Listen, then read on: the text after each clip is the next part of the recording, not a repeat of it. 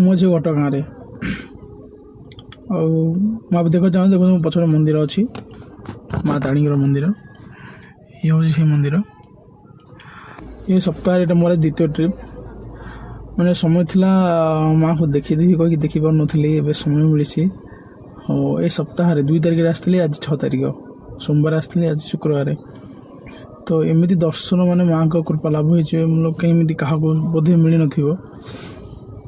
ଆଉ ଆଜି ମୁଁ ଆସିଲି ମାଆଙ୍କ ଆଳତି ପୁରା ଦେଖିଛି, ପୁରା ପାଖରେ ଠିଆ ହେଇକି ମାଆଙ୍କ ପାଖରୁ ପୁରା ଆଳତି ଦେଖିଛି, ତାଙ୍କ ପ୍ରସାଦ ସେବନ ସବୁ କିଛି ଦେଖିଛି। ବହୁତ ଭଲ ଲାଗିଲା, ଆନନ୍ଦ ଲାଗିଲା ମୋତେ ଆଜି।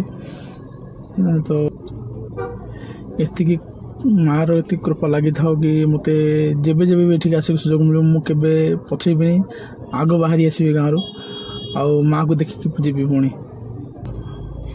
এই ସମୟରେ ଆସିଲେ ଘଟଗାଁରେ ଭିଡ଼ ରହୁନି, ଆପଣ ଆସି ଖାଲିରେ ପୁରା ବହୁତ କମ୍ ଗହଳିରେ ଦେଖିକି ମାଆଙ୍କୁ ବଢ଼ିଆସେ ଯାଇପାରିବେ। ପର୍ବପର୍ବାଣୀ ସମୟରେ କେମିତି ହେଉଛି ମୁଁ ତ କହିପାରିବିନି, ମୁଁ ଆସିନି ସେ ସମୟରେ, ଭିଡ଼ ସମୟରେ। ତ ମୁଁ ଏବେ ଆସିଛି, ପୁରା ଖାଲି ରହୁଛି। ଆଳତି ହେବା ସମୟରେ ଟିକେ ଭିଡ଼ ରୁହେ, ତାପରେ ଆଳତି ସରିଲା ପରେ ପୁରା ଖାଲି ହେଇଯାଏ। ତ ଆପଣମାନେ ବି ଯଦି ଆସୁଛନ୍ତି ଏହି ସମୟରେ ଆସନ୍ତୁ, ଆଉ ଭଲରେ ମାଆଙ୍କ ଦର୍ଶନ କରିକି ଘରକୁ ଯାଆନ୍ତୁ। ସେତିକି କହିବା, ଆଉ କିଛି କହିବେନି। ଯଦି ମୋ ଭିଡ଼ିଓଟା ଭଲ ଲାଗିଲା ତ ଲାଇକ୍, ସେୟାର, ସବସ୍କ୍ରାଇବ୍ କରନ୍ତୁ ଆଉ ମୋତେ ଫଲୋ କରନ୍ତୁ। ରହୁଛି। ଜୟ ଜଗନ୍ନାଥ, ଜୟ ମା ତାରିଣୀ।